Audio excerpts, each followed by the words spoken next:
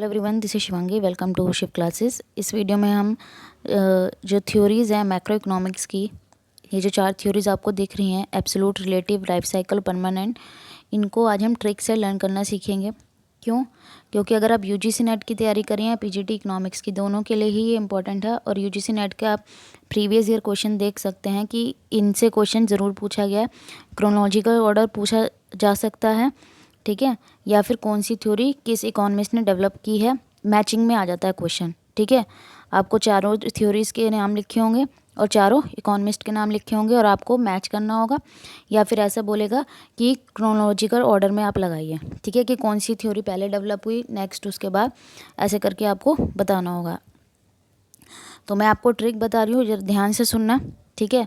पहली थ्योरी आपकी एब्सोल्यूट, दूसरी है रिलेटिव, फिर है लाइफ साइकिल और लास्ट है आपकी परमानेंट। ठीक है, तो आपको कैसे याद रखना है, ठीक है, कि इनका क्रोनोलॉजिकल ऑर्डर आपको कैसे याद रखना है। आपको ऐसे याद रखना है, रिलेटिव को आपको राइट याद रखना है, ठीक है। रिलेटिव को आपको कैसे याद रखना है, राइट, ठीक है। अब जो चीज़ एब्सोल्यूट राइट होगी वो लाइफ टाइम परमानेंट होगी, ठीक है।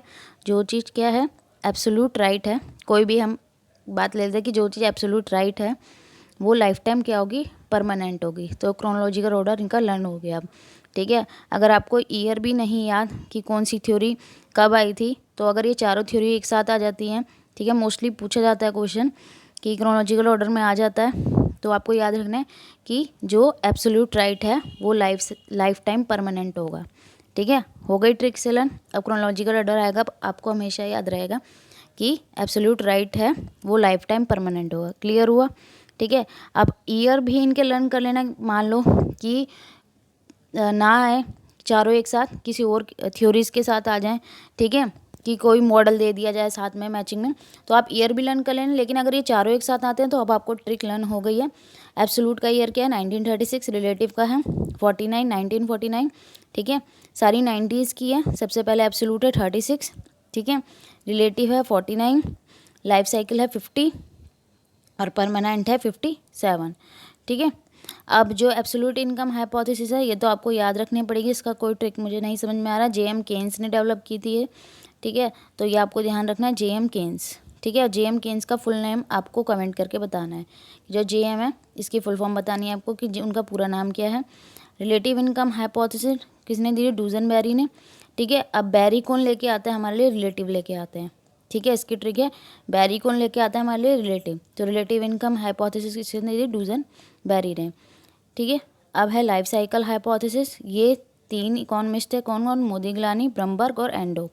तो ये आपको लर्न करना पड़ेगा। कई बार इसको एमबीए अप्रोच भी कह दिया जाता है, तो आपको ध्यान रखना है, लाइफ साइकिल हाइपोथेसिस को एमबीए अप्रोच भी कहा जाता है। मोस्टली मोदिग्लानी का नाम आता है, लेकिन आपको तीनों याद होने चाहिए। क्या पता मोदिग्लानी ना है, मोदिग्लानी, ब्रम्बर्ग और एंडो। अब है परमानेंट इनकम हाइपोथेसिस। परमानेंट में देखो मैन आ रहा है, और इसका जो इकोनॉमिस्ट है वो कौन है, मिल्टन फ्रेडमैन, ठीक है। परमानेंट में भी मैन आ रहा है और मिल्टन फ्रेडमैन में भी मैन आ रहा है। क्लियर हुआ आपको?